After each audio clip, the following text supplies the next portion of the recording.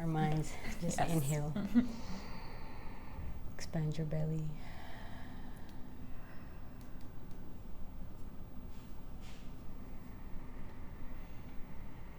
The next time you exhale, push from the perineum. Like squeeze everything out.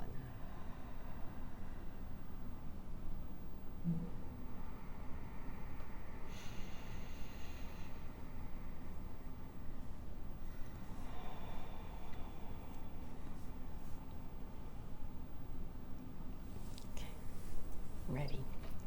Ready, ready?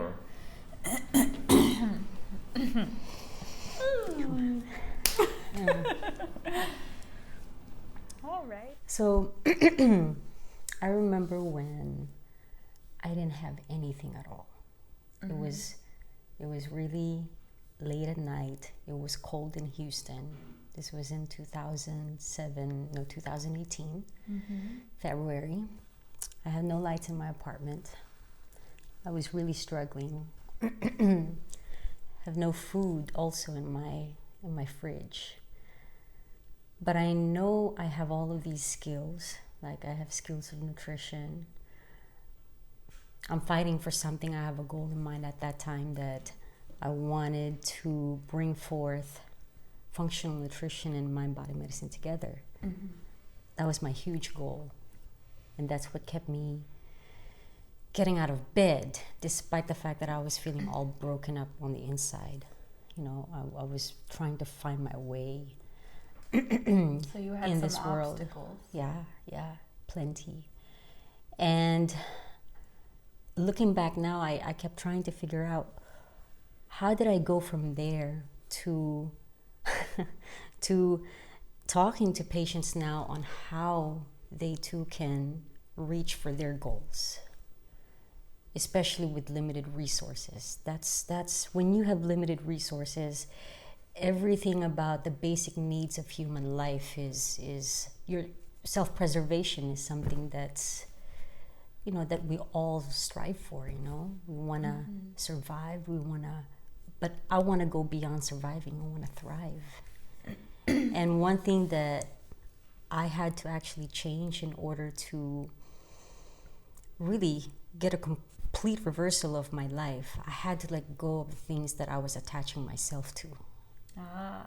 Those identifiers. Identifiers that I was telling myself, I'm an educated woman. I have all of these degrees. I went to NASA. I got a car, but I lost the Harvey. Had a marriage, but I lost that because I decided to change careers. I was a wife.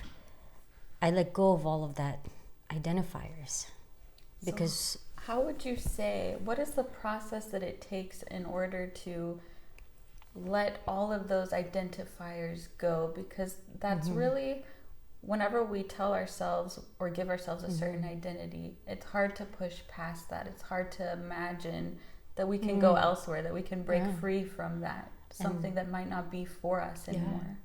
And hard to see past all of that seaweed, you know, because hard to see that light at the end of the tunnel. That's what's happening with me. I couldn't see past over the horizon, but I had a mind and goal and my why. My why is what motivated me to get out of bed. My why has to be bigger than me. And so I started to change my mindset. You know, I had to let go of a lot of habits that wasn't really serving me anymore. I had to let go of a lot of belief system that I had taken on. And in order to change that conversation, I had to change that conversation within myself. So I started actually I put a reminder on my mirror.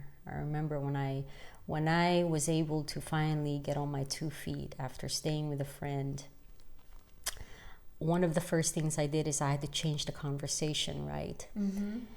So I wrote down something on my mirror, and it says on there, Geny, your inner world creates your outer world.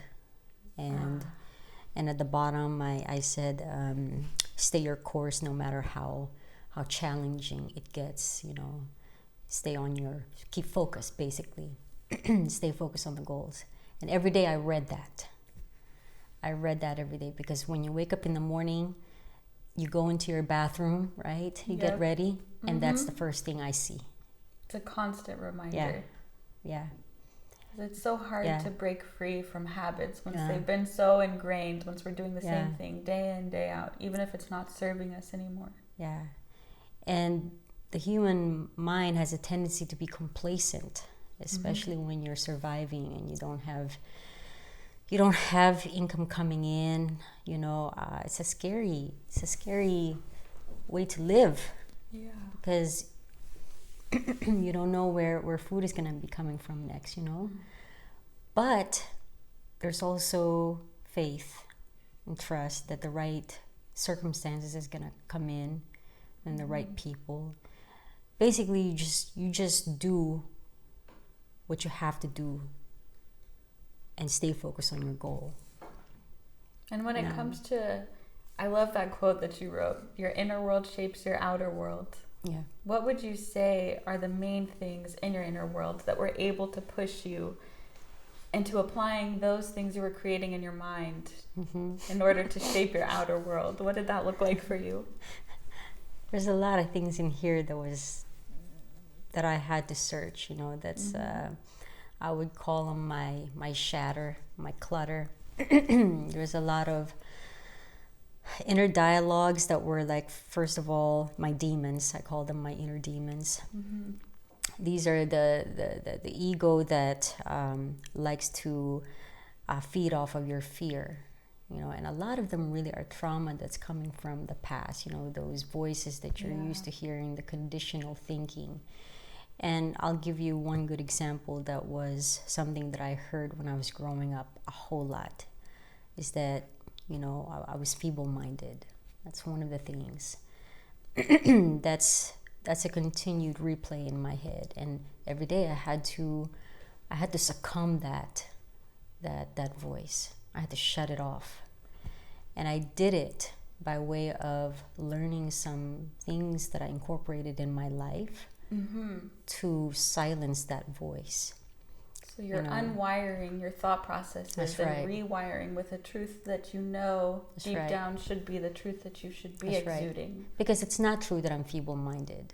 And it's my family's opinion if that is what they see me. And there could be a lot of things that's going on with them, but it really has nothing to do with me. I in the end have to be responsible for how I manage that pain.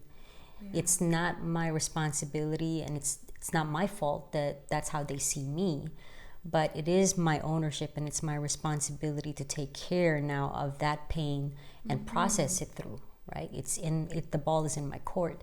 So what I then started doing is that I really got into mindfulness. I started training in Tai Chi and Qigong in 2016. Mid-year 2016, and then from there it really helped me get into meditation, and I hadn't really even had no idea that that's what you call mind-body medicine, but my soul was pushing me to go there because nutrition, I had that taken care of, and sometimes I'm not eating. and I had a membership to a gym. But even that, it was not giving me fulfillment. My body was actually hurting. And so I decided to, replace that with something more soft and gentle. And that's where the Tai Chi and Qigong came in. And ever since then, I just developed this practice. And while I was developing the practice of Tai Chi, what was also happening with me is that I was developing my resiliency and being able to let go of those things that really don't help me anymore, and being able to help me manage the separation from my husband then at the time, and manage through the divorce, because you take on a whole new identity when something like that happens.